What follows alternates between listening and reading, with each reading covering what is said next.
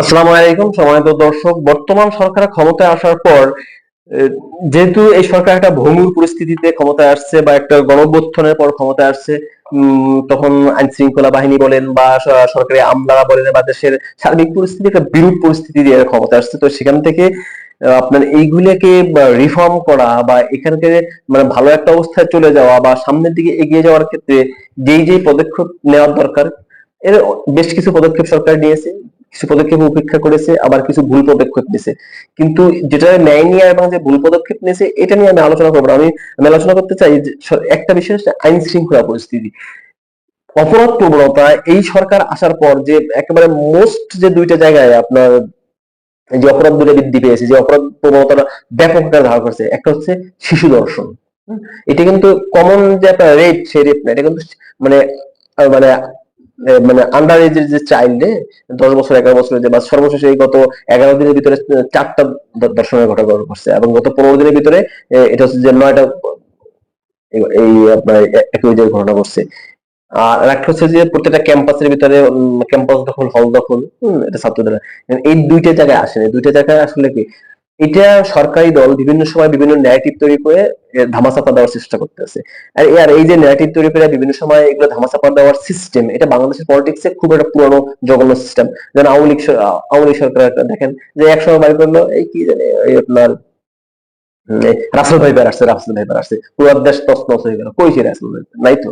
এরপরে এক এক সময় দেখা যায় জঙ্গিরা জঙ্গির ন্যারেটিভ বাজারে থ্রো করতো। এই সরকারও দেখুন সে সেম জিনিসগুলো করতেছে। এই কখনো তৈলের দাম দিয়ে একটা কিছু থাকতে আছে, কখনো তৈলের সংকট বাজারে ছাড়তেছে, আবার ধরেন এই এই গুপ্ত রাজনীতি, এই সমস্ত কিছু করছে। আসলে ব্যাপারটা আমি যতটুকু মনে করি, এই অরাজকতা গুলা আপনার এইভাবে মানে ধামাচাপা দেওয়ার কোনো সুযোগ নেই। এর জন্য আপনি নিঃসন্দেহে আপনার সরকার দায়ী না, বা বিএনপি রাজনৈতিক ভাবে দায়ী না। এটার ভিতরে একটা ইন্টারন্যাশনাল পলিসি আছে, পলিটিক্স আছে। হুম? আপনার দেখুন, আপনার রেপ যদি হবে, সেই রেপ গুলো আপনার অ্যাডাল্ট রেপ হওয়ার কথা, তাই না? কিন্তু সেগুলো সব আন্ডার এজ চাইল্ড। এইটা তো আসলে স্বাভাবিক ব্যাপার না। কারণ হচ্ছে আপনার ইন্টারন্যাশনাল মিডিয়ার দৃষ্টি যদি আপনাকে ব্যাক করতে হয়, আপনাকে যদি ইন্টারন্যাশনালি ফোকাস পাইতে হয়, আপনাকে এমন কাজ করতে হবে যেটা ইন্টারন্যাশনালি কনসার্ন বাড়ে। সেই সেই দিক থেকে কিন্তু এই আপনার চাইল্ড এই রেপ গুলো করতে আছে। আবার দেখেন, একটা দেশের বিশেষ করে আমাদের এই সাবকন্টিনেন্টে স্টুডেন্ট পাওয়ারটা একটা ব্যাপক মানে প্রভাবশালী পাওয়ার। সেই স্টুডেন্ট পাওয়ারটা প্রত্যেকটা ক্যাম্পাসে ক্যাম্পাসে কিন্তু প্রবলেম গুলো হচ্ছে।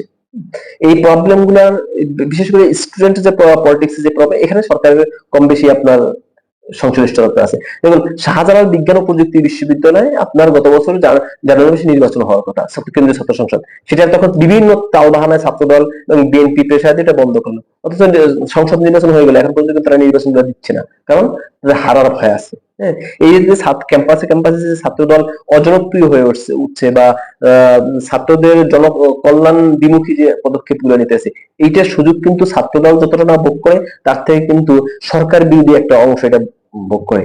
এই যদি ক্যাম্পাসে যদি অরাজকতা তৈরি করা যায়, ক্যাম্পাস গুলো যদি বিশৃঙ্খলা তৈরি করা যায়, তাহলে বাংলাদেশে একটা অস্থিতিশীল পরিস্থিতি তৈরি করা যায়, এবং সারা পৃথিবীর মিডিয়া গুলো এবং সারা পৃথিবীর ইন্টারন্যাশনাল অর্গানাইজেশন গুলা এটার উপরে কিন্তু ফোকাস দিবে। আর যখন ফোকাস দিবে তখন কিন্তু আপনি, একটা কথা হচ্ছে যে দেশের ভিতরে যদি অপরাধ হয়, যে কোনো পৃথিবীর যে কোনো দেশে যদি অপরাধ হয়, অপরাধের সবসময় কিন্তু সরকারি যে অপরাধী তা না, কিন্তু সব অপরাধের দায়ভার কিন্তু সরকারের উপরে বর্তায়। কারণ হচ্ছে অপরাধের বিচারটা তো করতে হবে।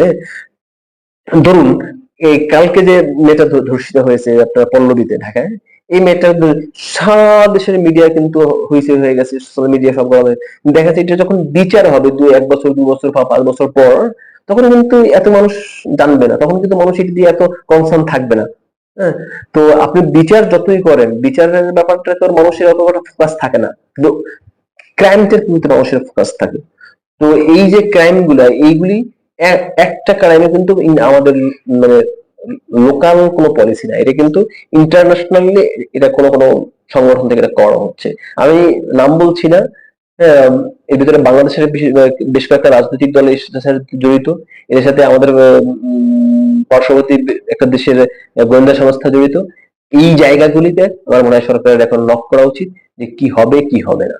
আপনি যদি এটা এখন যদি ন্যারেটিভ তৈরি করে আপনাদের যে বিএনপির যে এখন অনলাইন অ্যাক্টিভিস্ট আছে বেশ কিছু, আপনার এই কি রেজাউল করিম রনি, আমতারেক, হ্যাঁ, বিরিয়ানি সাহেব, এদেরকে দিয়ে আপনি টিভি টক শো দিয়া ন্যারেটিভ তৈরি করেন, আমার মনে হয় না যে কোনো লাভ হবে, বরং সেটা আরো হিতে বিপরীত হবে।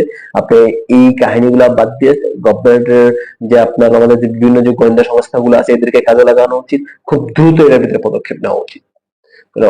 অপরাধী সেটা যেই করুক। আল্লাহ হাফেজ।